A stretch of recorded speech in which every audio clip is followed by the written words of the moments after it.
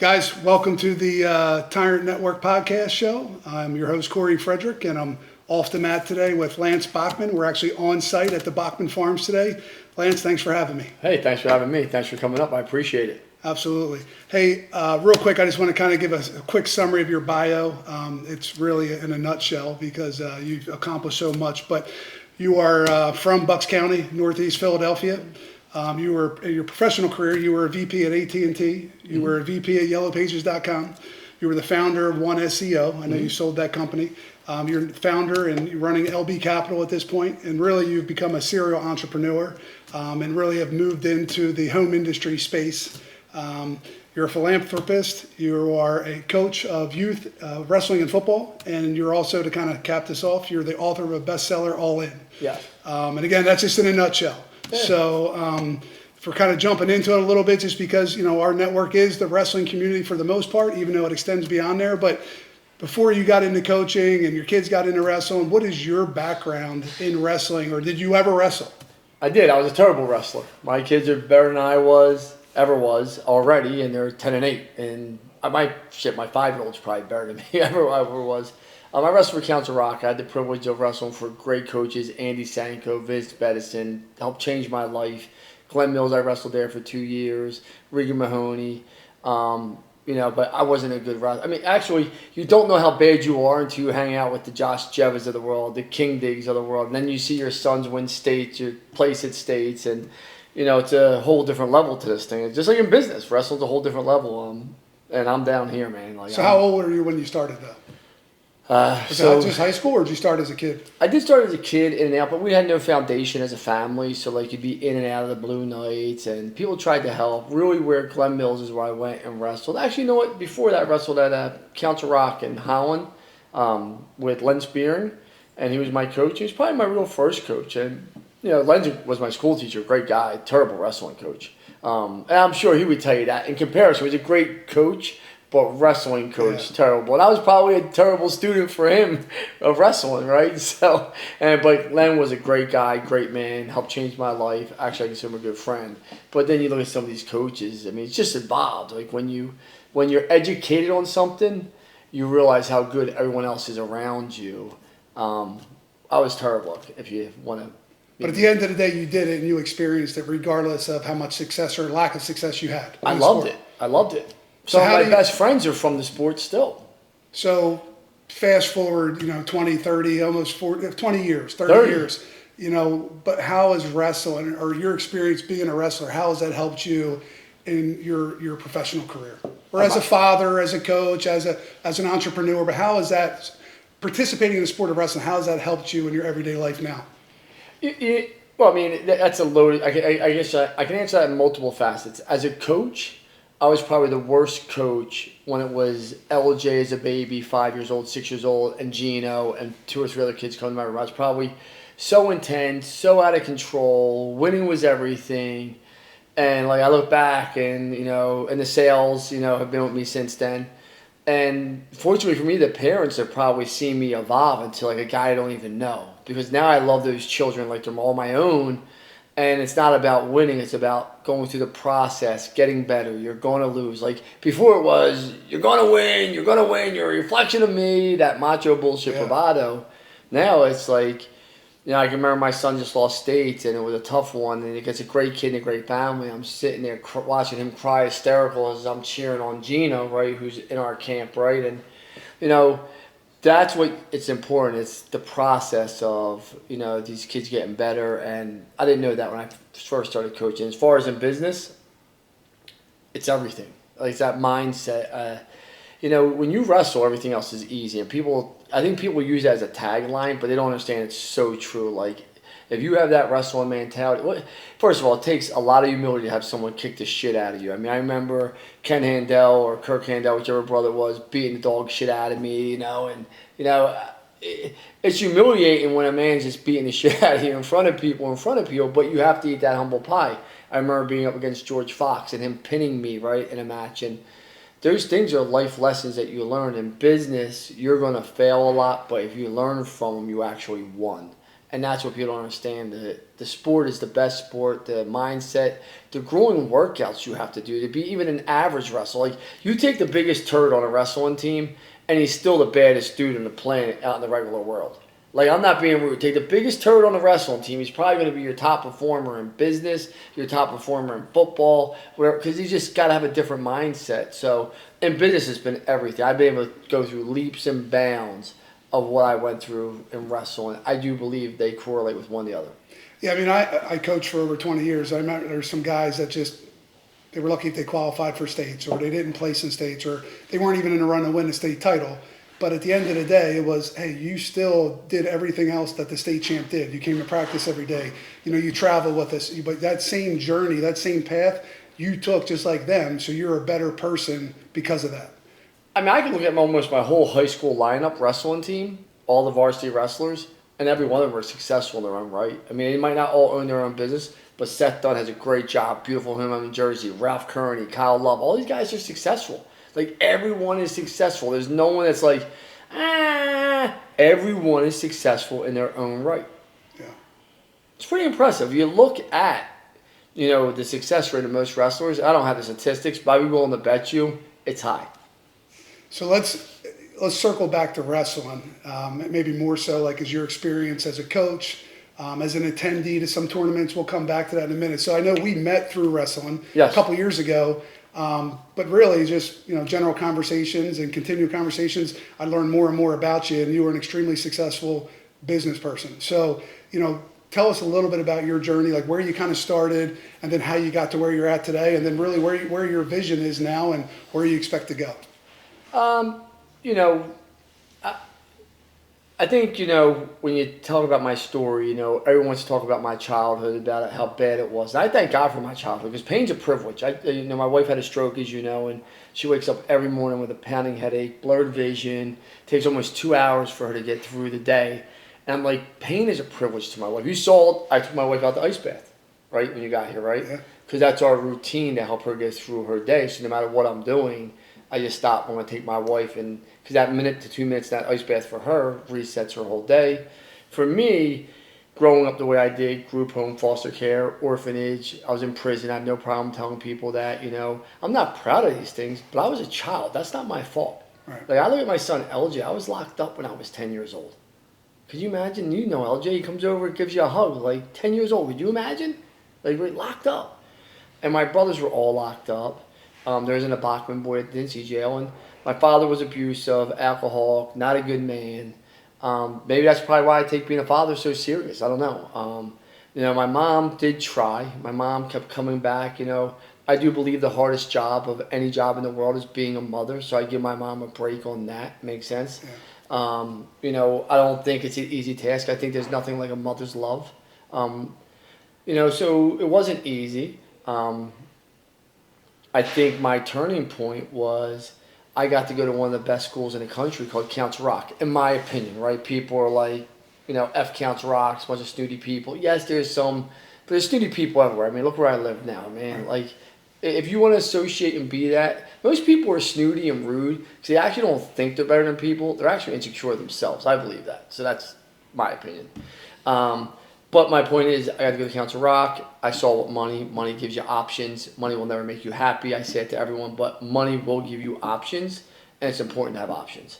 And then once I started learning how to sell and communicate, I got a job as a locksmith, selling over the phone, changed my life. I was actually just an appointment setter.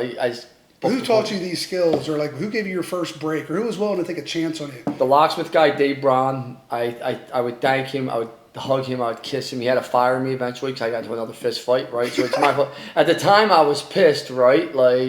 But I got into a fist fight and he had to fire me because he had to run his business. Now I own businesses. I'm thinking about if I can't have someone show up and be part of me and have other priorities, and this just doesn't work. But when you're young, you don't know that. Jeff Cartwright probably gave me my biggest break. Who's he? He down my directory. It's funny, I got offered a job at Pitney Bowes and Xerox selling copiers and equipment, and most people don't realize Pitney Bowes actually does your stamps too. So down my directory selling advertising. I walked up into One Ballot Kinwood Center. All these guys have nice cars. I got turned down for the job, I think 2-3 times, and I waited for Jeff Cartwright. I said, if you hire me, I will outwork anyone. And my salary was only, these other jobs offered me $35,000 a year. Theirs was, I think it was $800 a month draw for your car. And it was a no-brainer for me. I said, if you give me the job, and I did. I became the #1 salesperson in the country. I studied, I worked. I wound up getting fired from that because I was a moron, right? And I tried to start my own businesses, 3 or 4, they all failed. And then I went back to Verizon, selling advertising there. And after that, I was so focused. Just everything. I worked during the day. I worked at night in the bars and restaurants. And then I became the youngest vice president at AT&T and helped start YellowPages.com and grew that to $159 million. Started one SEO. So if you're killing it though, you're at AT&T, and then you start up at Yellow Pages. You're killing it. You're making great money. Absolutely. Why jump off a cliff and go work for yourself? Oh, for me? Yeah. It was simple. I mean, my brother Joe died April 19th, 2 years to the day. Listen, when you're not happy, people don't realize is the happiest people in the world are probably the most depressed people in the world. You know, I said, and people say, what do you mean? I'm like, when you look at someone that's so fucking jovial and they're like, always happy, I'm like, man, I actually want to hug them because you can't be, right? If you're doing real shit, you got to be serious. If you're doing real things, you got to have a little bit of intensity to you, a little bit of obsession. You know, when I see a girl like, oh, I love being, look at some of your guy friends. I love being single. My worst years were being single. Like the best thing ever happened to me was my wife. I didn't love my wife at first. I don't even know if I liked my wife at first, to be honest. Like, I'm being honest. Like, I thought my wife was beautiful. I was like, man, you got a hell of a body. You're a nice person. And I fell in love with my life as things went on. I know people don't want to hear that, but that's just the reality. No, I think, you know, when I left AT&T, I knew I had to leave. I mean, I was thinking about suicide. I wasn't happy.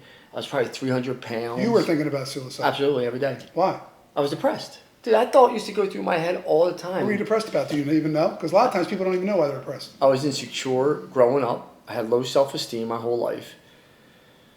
I had low self-esteem until I was probably 20 or 22, and I just started morphing into this confident person. And I will tell you, the money did help, you know, getting it better in shape. Now I let myself go. I was making great money, but I just looked like shit. I wasn't happy. I was living in California. Listen, I missed my brother. My brother died. He OD'd on drugs. He's my best friend. My family's been in turmoil for years. It's just a, you know, I don't want to use the word white trash, fucked up family, but that's what it is. I mean, it is, you know, and it's hard to break those cycles of change. Also, yes, in my mind, I'm thinking the whole time, but because you know people that just continue that tradition of how they were raised, and there's people that break out.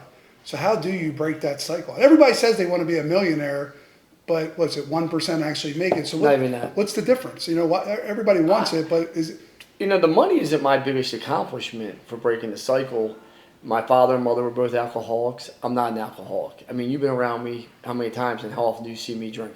Rarely. I mean, and you know, I'm the first one to say people say, Lance, are you in recovery? I'm like, no, I'm not in recovery. If I want to have a Surfside tonight, it's beautiful, I'm a Surfside. But I'm not going to have 12 Surfsides, right? Because I'll be up tomorrow morning.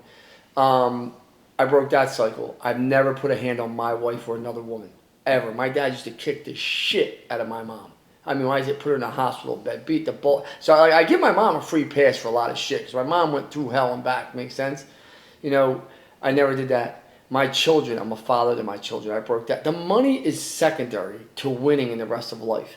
Everyone says to me, Lance, how can I be a millionaire? How can I be a multimillionaire? You becoming a multimillionaire is not going to be the fix. That's the easy part, believe it or not. Yeah. That's the easy part. Making money in America is the easy part. You know that. You make money. It's a matter of how far do you want to take it and how much do you want to get of it. But it's not going to make you happy. I'm more proud of the other things I broke. I don't talk to 90% of my family, as you know. Like, not a word. To where I had to sue my own brothers because they were so jealous of me, they tried to burn me to the ground. Like, that's the type of family I come from. So it's a hard, and people want to say family's your family, family's your family. Family's not your family, man. You're born family. It takes work to stay family. Yeah. So what's your vision right now? Like, where are you going? You keep buying new companies or partner with new companies. You could retire yesterday if you really wanted to. Absolutely. But what's your goals now? My goal is to keep doing what I'm doing. I feel like I have a high impact in life. You know, when I walk into wrestling tournaments like yours, the nice part about this, the really knowing that, well, that's not true. More and more people are starting to know who I am. But it is like almost like a sanctuary because I do believe the wrestling community really doesn't give a shit about money. 90% of it, I always get in trouble for saying this. It's a blue collar sport, and people want to say, "Dude, like who are you to say that?" But it is a blue collar sport overall. Most wrestler families are people that grew up in the sport or have a close friend that believes in the sport. I mean, little Johnny's not coming up to mommy and saying, "Mommy, I want to wrestle." Little Johnny gets the shit kicked out of him. Little Johnny's like, "Whoa, I just got twisted like a pretzel. Let me go back to soccer." Yeah. Right? Like, what's next for me is real simple. Have high impact. If I can have high impact on people, it's worth doing. I believe I can make more multimillionaires of everyday people than anyone else around. And I've already done it now multiple times. And that's important to me, to give back. Because I take my money, I give it back to certain programs like Beat the Streets Philadelphia. I think I really want to donate to kids. And I'm having fun doing what I do, Corey. I'm not miserable. We talk a lot, I mean, as friends. Do I seem miserable? No. And I'm enjoying it. And I do believe, I get DMs all the time. I have people message. I have people call me up crying, thanking me. I changed their lives. Not just about money, just about their mindset. And, I'm so honest and open about all the numbers and all my bad mistakes because if I can save one person from doing the same dumb shit I did, it's just worth it to me. So that's what I'm going to keep doing. I'm going to keep partnering with companies. It's going to be a win for them. They're going to make money, and I'm going to make money. So for 1 million of listeners that are watching right now, like, you got guys that have been in business for 10, 20 years. So why do they need you though? What do you like? What is so like? I watch them. I know you're coming up on a playbook. Mm-hmm. I believe some of these mom and pop businesses, they don't have CRM systems or they don't have a sales team. So without getting into it too deep, but like, what are you bringing to the table that you're able to take these guys from small mom and pop to growing their business and selling it a few years later and becoming multimillionaires? That's a great question. People ask me that all the time, and this is the thing. It's like a wrestler, right? Like, if I had to bet on anyone to make it to the Olympics this year, I'm betting on Jordan Burroughs and David Taylor, right? And that's because I'm fans of Jordan Burroughs and David Taylor. I love a lot of those guys in the lineup. But they've been here, they've done it, they know how to do it. That's simple. Could they lose? Absolutely. But if I had to take my money, I bet on winners that have done it. I've done it now multiple times. You've seen my bank account. I never got to work again. I don't say it to impress you, but to impress upon you. It is very hard to this. And I just gave a speech and I said this to everyone. The first $1 million liquid cash you make is the hardest $1 million you're ever going to make. And the reason why is that it's so hard to do it. After that, it becomes so much easier to keep making money and money and money, rinse and repeat. Not because money makes money, but because of the person you become. You become a better communicator. You become more confident. You become a better husband. You become a better father.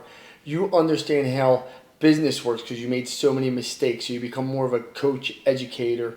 And so you know how these things work. You have a better network to people. And that's why the money becomes easier to make. Make sense?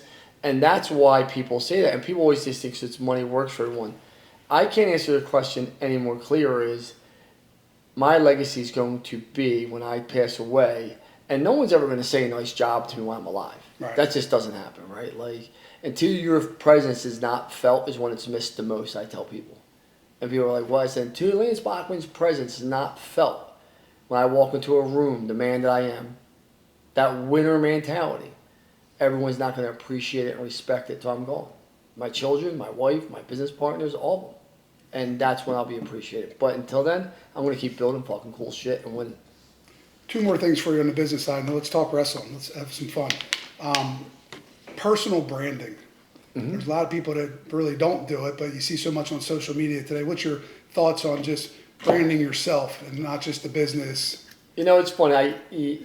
Josh Sparks came, and Josh Sparks owns one of the biggest roofing private equity firms. He's like, man, when I saw you on social media and people told me I had to meet you and this and that, he's like, there's no way I would do business with this guy. That's what he said to me. Like, he's one of the biggest private equity guys out there. He's like, man, you got a big personality, Lance. You're not afraid to say who. He's like, when you talk about confidence, it's like, whoosh, whoosh. He said, after an hour and a half in this room with you, there'd be no other person I'd want to do business with. He's like, you are the most honest, sincere. You'll show P&Ls, numbers, and your personal brand's important. And I always say this: do you want your ex-girlfriend telling your story, or do you want to tell your story? I go out on social media and build a brand because the more hands you shake, the more money you make, right? The more people notice you, I have people walking up to me, my sons, my wife will tell you, people will tell you, you're Lance Bachmann. I mean, I get stopped at the airport. Almost at wrestling tournaments, people walk up to me, you're Lance Bachmann now.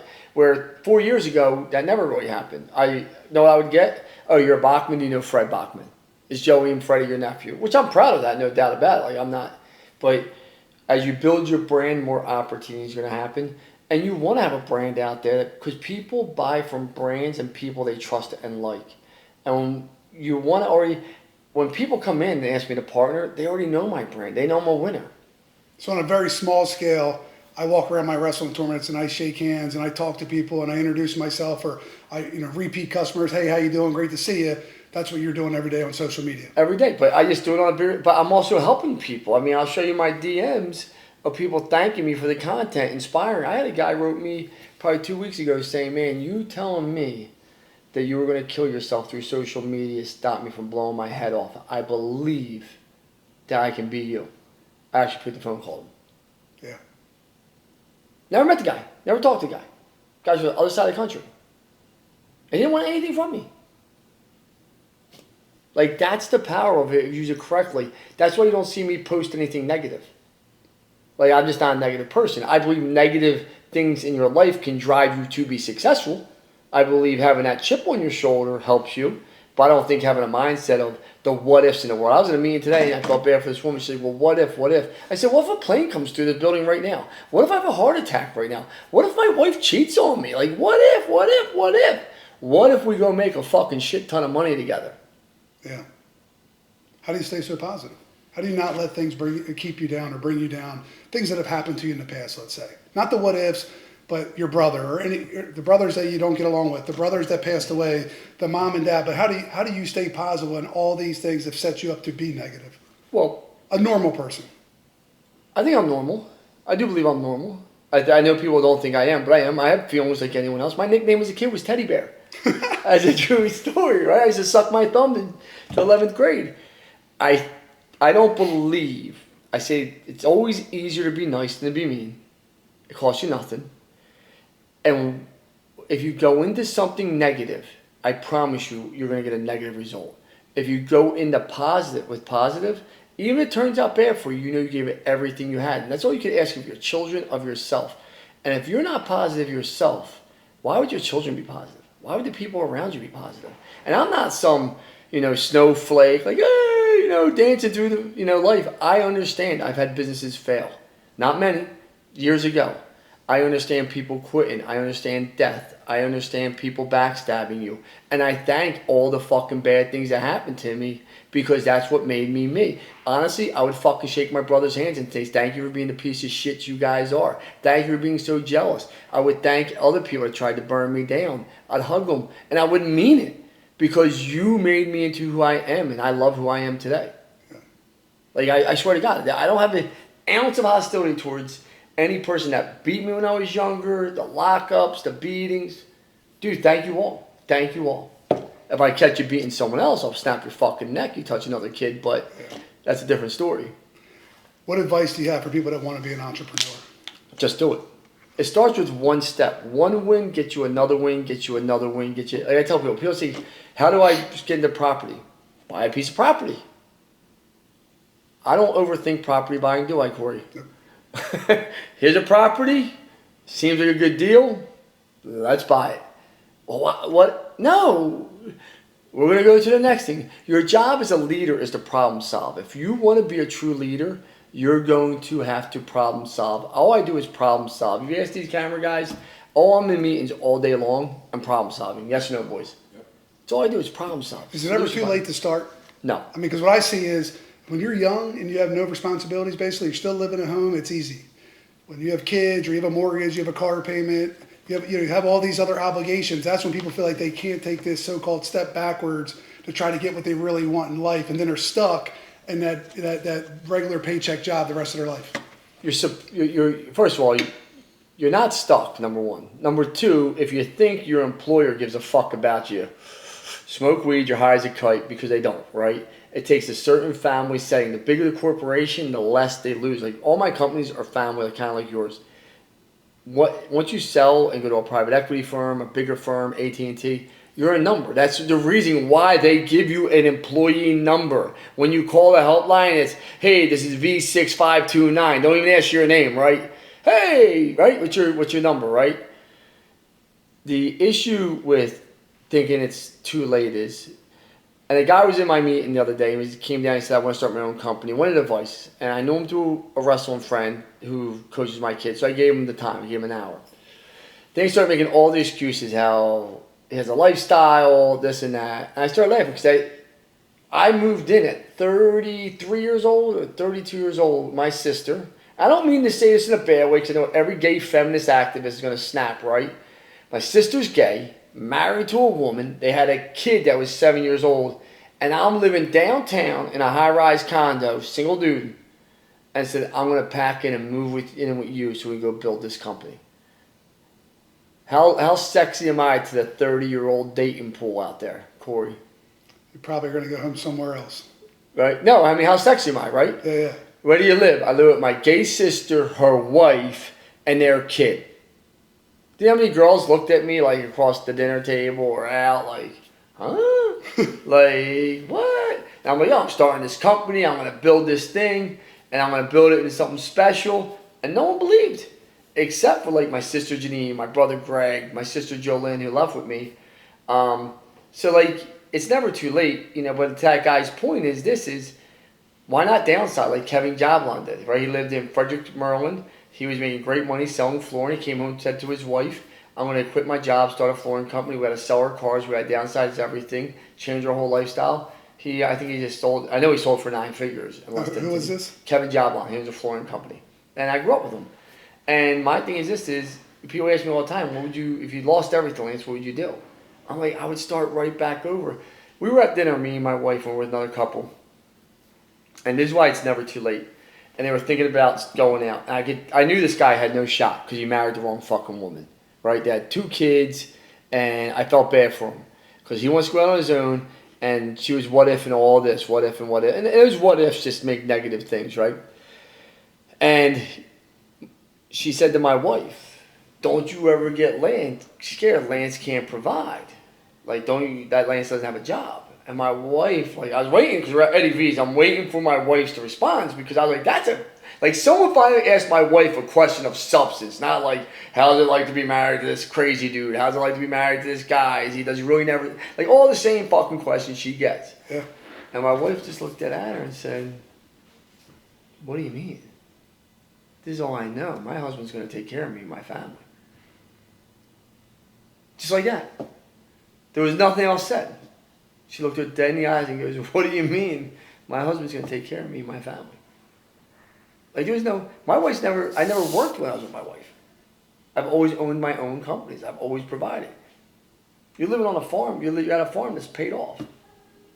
You know what I mean? Like, she couldn't even rationalize. But that's the type of doubt that people don't understand. Words matter. When your wife's saying that, now for me, if I'm that dude, and I told him that the next day he was in my office, I said I get divorced. He said I got 2 kids with her, so I don't give a fuck. I said, you want to be a multimillionaire? She don't want you to be. Yeah. Let's talk about something fun. There you go. Wrestling. Mm-hmm. I know you had a short career as an athlete, but you're heavily involved in the wrestling community now, whether it's through financial contributions, coaching your kids, coaching other teams, your own wrestling club, going to some of the biggest, baddest tournaments around. You've been to Tulsa, you go to Tyrant events, you go all over the place. So, I don't know, from your perspective as a parent, as a coach, as a former athlete, what's wrestling look like to you nowadays? Well, I mean, wrestling as a whole, I think it's one of the best communities out there. I do believe that. I think the forums are a little too crazy. I think it's funny how people hate on the good kids. That's just weird to me. I think it's ignorant the things they say about some of these teenage boys as I watch, like some of the forums. I'm like, what the fuck? And girls. And girls, yeah. I'm like, have you never been punched in the face? Like, it's amazing. That part I don't like at all. I think social media is good and bad for wrestling. I think, thank God, because when I went to a tournament when I was younger, you were there all day. It was a nightmare, right? Like, you're there for 8-10 hours. There's still tournaments out there like that, believe it or not. It's crazy to me. I went to a tournament this year. up in Allegheny, and we were there. We got there at 12. We left at 8:00. And each bracket, I double bracketed my kids, thank God, but they would only had 3 matches each one. And the tournament director, like, Dad looked at me. He's like, "Great event, huh?" And I was like, "Are you mentally handicapped? Like, are you kidding me? Like, what are you talking? Like, but they don't care because they got to be there. I truly believe that. So, like, you're held hostage. But I think your tournaments. I'll give you this. This is if I had to go to a tournament. Your tournament would be number 1. I think Keystone does a great job. For those watching that don't know, Keystone's one of your state tournaments in Pennsylvania. You state tournaments. Yeah. I think Norway does a great job. I think New Way does a great job. And obviously Tulsa does a great job. Outside of that, the rest of these tournaments, I'm not being disrespectful. I was to, I forget the name, RMM events. Yeah. It seems like they all took your Tyrant model and just duplicated it. Like, I'll say RMN's been around a lot longer than Tyrant, but yeah. So, but there's nothing wrong with that, like, because I tell people all the time. Maybe they changed, I don't know. No, monkey see, monkey do. Yeah. Like, they're all good run tournaments. Like, if I was going to start a tournament, I would duplicate what you do. I'm not being disrespectful to you. I would just rob and duplicate. Like, that's how you get success. All you got to do is go on the website. It's not hard to figure out. Or I've seen people pay to come into our tournaments, have nothing to do with our tournament. Nobody's wrestling or not coaching. And they're just trying to figure it out. But, But there's nothing wrong with that. But it's easier. Listen, shit looks easier than it is in real life. And I always say that. So I think you guys are the best tournaments. I don't have the tolerance to sit around and do nothing all day, right? Like, I think you guys all work with people. You'll let exhibitions happen. You work. You guys are very good with the wrestling community. I mean, me personally, what I say, like when I talk to people in one-off, I feel like I wear 3 hats. I was a coach, I was a parent, and now I'm a tournament director. And I try to do best by those 3 things, and it seems that we have some success. You are. You're probably the number 1 tournament in the country, right? Overall, all your tournaments. When you look at it, but you also tell people, truly, hey, these are the brackets. You have no one in it. Like, my buddy just went to Mawa's, and his kid wrestled 1 person, and he was asking, can we get another match? They're like, no.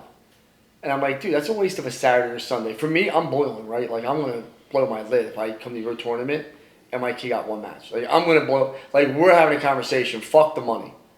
The money's irrelevant. I can't get my time back now. I got my kids out of bed. I had to come here. You did a money grab on me. You knew you did a money grab on me. You knew what you did to me. Right? Fuck that. We're having a conversation. I will say, though, my blood's starting to boil right now thinking about that. There are some people, though, that will come to a tournament and we'll say, hey, can we get you into this bracket to get you more matches? Let's say the kid is big for his age or nobody else showed up in his bracket for some odd reason that weekend. Some people just want that big old trophy and they want to go home and they don't want to wrestle, but that should be the minority. That's the minority. I can't imagine that's the majority. A guy like me is going to put his kid. Otherwise, we're going to ship all the trophies to everybody. Don't even bother coming. Correct. I mean, yeah. I think wrestling needs a reset, and I think Pennsylvania State's this year was good.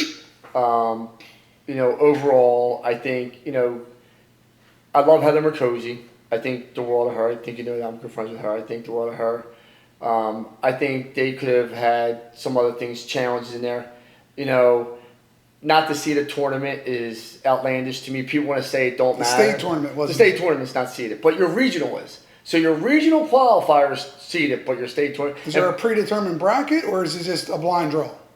It's a blind draw. He says you have 5 different avenues, but you always want the best product at the end, right? You should. And on top of that, people say it doesn't matter. Well, no, it does matter, because if I got to meet the best other kid in the semis, that means someone's not doing the Parade of Champions. People are investing and trusting you, paying your tournament fee. People are entrusting you and getting hotels, packing their families up for a great experience. That could be the difference, that Parade of Champions, giving the kid a confidence to come back and wrestle again or not. And people are like, bullshit. No, everything in life matters, or don't do it. So all these Facebook tough guys that you see on these forums are like, suck this up and this and that, toe the line. You got to toe the line either way in wrestling. That's common sense. I always say there's 2 things that you got to do in wrestling, right? There's 2 things. You got to weigh the fuck in, and you got to toe the line. Everything else is kind of honestly up in the air. I might throw headlocks. I might shoot on the... Like, you don't know what's going to happen. But for you to win a tournament, you got to make weight and toe the line. But look, even at the NCAAs this year, and I know they have their criteria on how they do things, But a great example is Starace. You got a three-time national champ coming back, and just because he forfeited out of Big Tens, he comes in as the number 9 seed. That completely fucked up the whole bracket. Like they got to look at that. No different. You're talking about it like a youth level, but they should look at those things and say, how can we make this better? How can we do people by? I get why NCAA is a business too, and they got their set terms. You see me. I try to give good feedback, help people out, make it a better place. Listen, there's a reason why everyone loves Tulsa. There's a reason why Jack Roller has the moneymaker for 40 years now or 50 years. Because he runs it like a fucking business. It starts on time. You can make challenges. The refs aren't bullies out there. You don't see the refs losing their tempers and throwing people out and starting matches before kids get.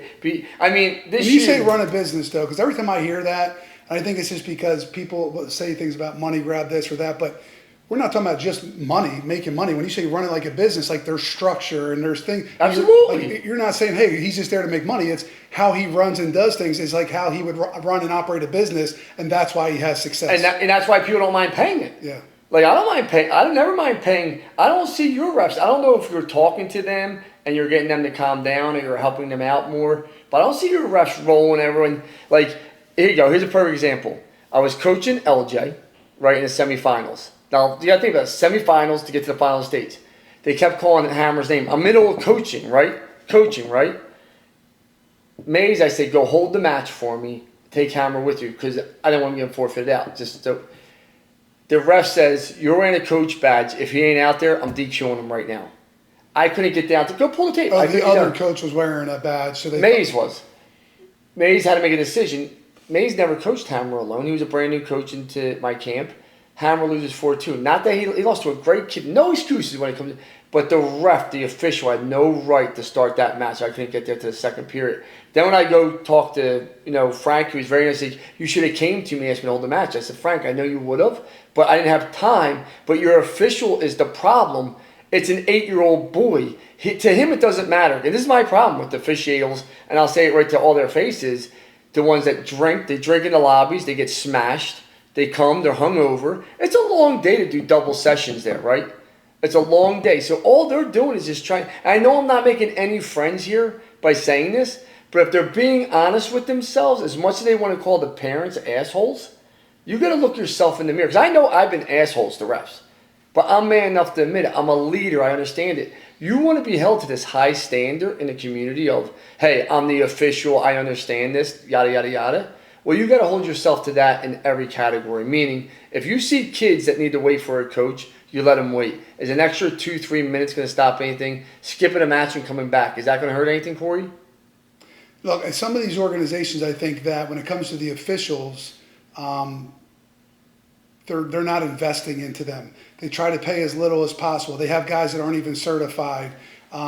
Maybe they're only staying local, or they don't have a national assigner. So, there's definitely some situations or some tournaments out there that probably don't have the best officials or any of their staff, right? So when we talk about, my organization or some of the great organizations you've been to, from my organizational standpoint, the people that represent us, and none of us are perfect, but like the guys that we have working for us and the gals, they're all good people. Like somebody has said before, like, you guys are the Chick-fil-A of wrestling tournaments, right? And that's like one of the biggest compliments I've ever heard, and I use that all the time.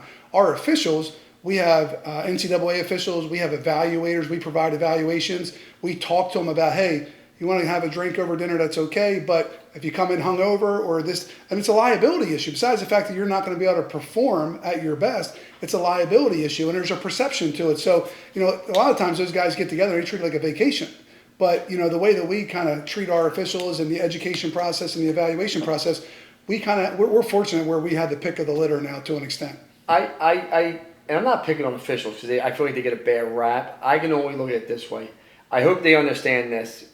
And you asked me about wrestling overall. That coach, dad, here's a perfect example. Heather Marcuse, I got to give her credit. When LJ lost, she's like, are you okay? I said, Heather, I can't be mad at you. Can't be mad at the official. Can't be mad at Astral. He wrestled a hell of a match. LJ wrestled a hell of a match. He came up short. He lost. And she was how can you be so calm? Like, her reaction was like, fucking kidding me? I'm like, Heather, that's the sport, right? There's sometimes shit don't go your way. With Hammer, it's a different situation when I got a 50-year-old man telling my 8-year-old son go on the mat without his coach and his dad. That's a problem. And people are like, oh, well, you got to do it in high school. Yeah, you do got to do it in high school, but he's not in high school. Yeah. Stop talking about high school, because there's nothing more psychotic than a fucking youth parent wrestling. I've seen it time and time again, and I've now become on the commerce side, right? I've learned so much over the 6 years, and I just wish the officials would take a step back and say, no, this is someone's kid. This is supposed to be a fun weekend. Let me not steal the moment because I want to be a bully. I mean, part of that is who knows what the tournament director is telling them? Who knows what the head official is telling them? I like to think that Marcosi, Boyer, I like to think these guys are running machines like you that are in business that say, listen, I've been at your tournaments. It's one of my favorite ones to go to. Every time I ask an official, hey, listen, do you mind referencing this expedition for me? Not once have I been told no. And that means a lot. Not once have I ever been told no. We've done some fun things, actually. Like, a lot of times we'll do backflip competitions and things like that between the duels and the open. We have officials that go out there and wrestle the kids. Like, we'll do like King of the Mat takedown tournament. But it's kind of like the police officers walking the street and trying to build relationships with the community, right? So there's always and the other side of it is like I remember when I was club coaching, like if I'm a high school coach and I'm not even, a high level coach or a college coach or something like that, but when I was a high school coach, there was a different level of respect for a high school coach at a sanctioned event versus when you're at a youth tournament. I think they're so used to getting yelled at by so many parents and so many people, and people that aren't, like, I would say, real coaches, that they tend to react or respond before they think, and they think everybody's that way. I think that's the culture. Listen, I've been kicked out of tournaments, and rightfully so. I should have been thrown out. Listen, I kicked myself out, swear to God. I kicked myself out of the first year LJ wrestled at States. I yelled at the ref. And I think I screamed, "You fucking moron." I knew what I said to him. I said, "No, what? Let me do you a favor. I'm going to throw myself out." I literally threw myself out. So, and the guy, right? I think it's on film somewhere. So he's probably telling that story somewhere. But I'm man enough to admit I was wrong, right? But that's the minority of things. I know there's dads out there and coaches out there that do the wrong things. I think it's become a culture, Corey, truthfully, where it's become a culture where people have accepted. And I said this to a ref one time, and I wasn't involved. He was yelling at a dad, and he was yelling at a coach, and he started getting louder and louder. I said, your job as a leader and as the person that's controlling this mat right now is to de-escalate things. By you raising your voice, by you pointing, by you screaming, and you threatening to throw someone out of here, you're escalating everything in every situation. You're escalating it. Now, if the tournament director wants that kind of behavior, that's fine. But eventually, right, pressure will burst a pipe. Yeah. Sooner or later, something bad's going to happen. That becomes your culture, right? And for me, I look at it, and I know these parents got to calm the fuck down too. I'm the first one to say it to people. I look at some parents, I'm like, even that's why now I've calmed myself down, But you asked me about the officiating. I think they get a bad rap. I think they could do a better job. I think parents have to grow up. I think if you look at the coaches I've seen, Nate Lauder, King Dig's a great coach, Mason from Malvern, John Stoudemire, these guys know how to go through the process. Deputy, there's a reason why Bassett, these guys, they don't like what they, they all say to me, Lance, you'll never see an official say, know what, you're wrong, let me turn that over. Like, the more you argue, the more they stick to their guns. Yeah. So, I think, there's a place in Pennsylvania and across the country for an odd year states. I truly believe that. I know you think I'm pushing hard for that. I do believe it's a great business move, number one. I know people don't want to hear it, but I think it's a great business move. I think parents would be on board for that in a heartbeat for odd year. We actually ran odd year states in Maryland for a few years. I think it's no-brainer. I think being able to seed the state tournament. I can tell you this. If it's not seeded and there's not challenges and things don't change, eventually, I'll push comes to shove. I'll have to just start my own. And that's what I said nicely to Heather. And I like Frank. I like Heather. I won't do PJWs because if the product doesn't reflect the money you're going to invest, and I'm not saying Keystone doesn't. Keystone definitely does. I think Keystone gives a great product, so I want to put that out there. I love it. I just think I'm a business person. I'm always trying to make things better, right? If I see an issue, my job is to problem solve it, right? If you're not going to problem solve it, and I can't be part of the solution, well, then I'm just going to come up with a way to create a solution. Make sense? Yeah. But wrestling overhaul is just. So what's one of the best things going? on a positive side, what's one of the things you really love about some of the tournaments you go to or training or whatever you have going on? And then maybe like what's one of the biggest opportunities that we could do to make an experience better for the attendees? I think Tyrant, Keystone, I can go off of Keystone States because I haven't done PJWs at all just because I felt like they didn't change till Heather made them change. And to me, is that a sincere change? Makes sense? It's like your wife saying, if you don't stop cheating on me, I'm going to leave. Well, you probably still want to cheat on your wife, right? So, talk about positive. But to be fair to Pennsylvania or PJW or whatever, across the board, everywhere, every state, there's people that have been around probably for too long in their leadership position and they're not willing to change, or it's just easier to stay the course that they've always done. Well, how do you think Heather rose from the fucking ashes? Because PJW's shut down and she gave a great experience. Listen. Yeah. Well, I might not agree with. I agree with 99.9% what Keystone does. I do, and I would say if I didn't, she gave a great experience. She gives a great product. I think your product, her product. I think the Norway product. I told you that. Winter Classic. I think is one of the best duels out there. Just talent wise. I think Boyer has your type of. I'm going to make this a business. I know yours is a lot bigger, but on a small scale. I'm going to give customer service. I'm going to treat people good, the same way Mercosi does. Obviously, I think I've only ever seen Boyer upset one time, and it was because of an official. I think wrestling overall, the best thing from all these tournaments is honestly the friendships my sons make, the friendships I've made. I think if I had to give any advice, truthfully, I'd somehow work on all the tournaments to bring the officials, the coaches, and parents together. And listen, the novice part of any tournament is the worst, right? Because even I was psycho when my son was novice. Now my son Davey wrestled, and I sat there. I didn't even coach him. My friend Josh Dean coached his first match. I just sat there and got to enjoy it as a dad, right? Which I never could have done with LG. When LG wrestled his first match, I was pulling my hair out. I was screaming, yelling. I thought it was a life or death situation. So you learn.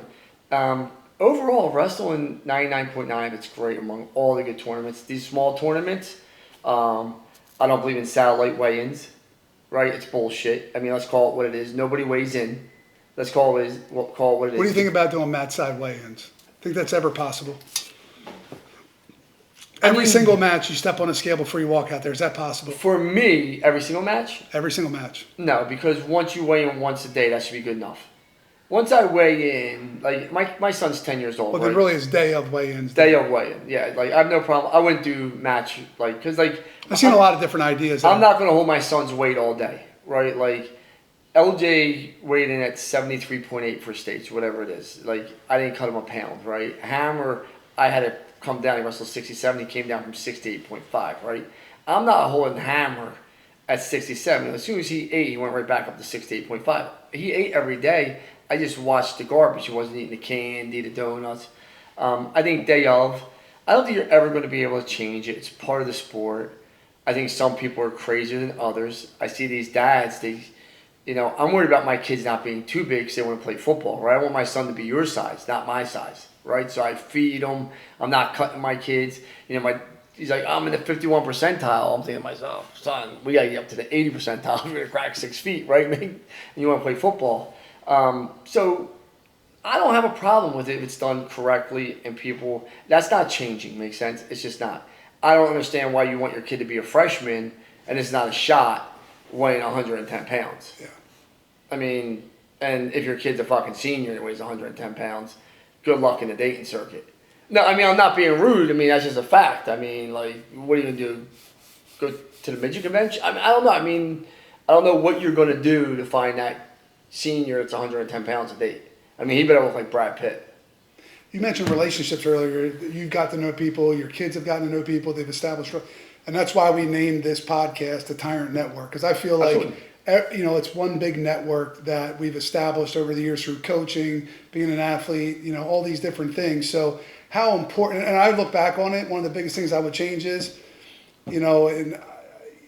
there was just people that I wasn't real nice to, let's say, when I was young sometimes, right? If I could change it, fast forward 20, 30 years, you never know who you're going to be working for, who you're going to interview with, when you need something. How important is that, whether it's wrestling or outside of wrestling, but how important is that network and those relationships in life? Your network is your net worth. It's that simple. Relationships matter. All relationship matters. Relationships with your children matter. Relationship with your wife matters. Your relationship with God matters. Your relationship with your business partners matter. Your relationships with your employees matter. Relationships matter. And people know if you care or trust or you're sincere and if you're a bullshit artist, right? So I built almost everything I have on relationships. Everything. Everything. On relationships. And it all started with, honestly, one of my best friends, Sam Zeitlin, who's my old partner. We just had different visions. I love him. You know, we bought multiple real estate together, multiple businesses. We just had different visions. I'm going to leave it at that. When two visions don't align, it's kind of like if your wife came home and said, listen, I want to move to Nebraska, and you're like, shit, I'm staying here. It's pretty much over, right? Right? So when visions don't align, it's over. And that's all end there. But I feel like a lot of times, though, when you're honest with people, they become offended. Like they don't want people to be honest or direct with them. Now I know you have to package it a certain way and communicate, but I feel like a lot of times when you're just honest with people and direct, they get so offended or you're an asshole. Well, not you, but just people in general. Yeah, listen, the perception of me is an asshole a lot of times because of how direct I am, how upfront I am, how I'm so in people's faces about numbers and yada yada and my success. And that's really not it. People get offended because they're insecure. Make sense? So when people are insecure themselves, they're going to take it on you. And people hate to hear no. People hate to hear no. So if someone says to you, hey, listen, if you ask me for $500,000 and I say no, you're going to get pissed. You just are. It's a natural thing, right? It's just, so people, you can get offended as much as you want. I mean, I think when you're honest with people, it's hard for people to hear honesty. I think most people don't even listen to what you're saying. They're just waiting to talk, and they're just trying to get something from you. Relationships that are important and meaningful, no one's trying to get anything from anyone. Anything you want to leave us with today? Any piece of advice? Anything that we didn't touch on already that you want somebody to know about Lance Bachmann? No, let it rip. If you want to own a bit, listen, I can't really teach you shit about wrestling because I wasn't a wrestler, right? And I already tell people I'm a dad coach, right? And yes, my room, there's some good kids in there. Yes, there is. But I think it's more the coaches I bring in that do that. If you really want to own a business and you want to grow your companies, just have fun, let it rip, enjoy yourself. And to the officials, I love you, but you know I'm being honest with you. Some shit has to change. Appreciate your time, Lance. Thank you. Thanks a lot.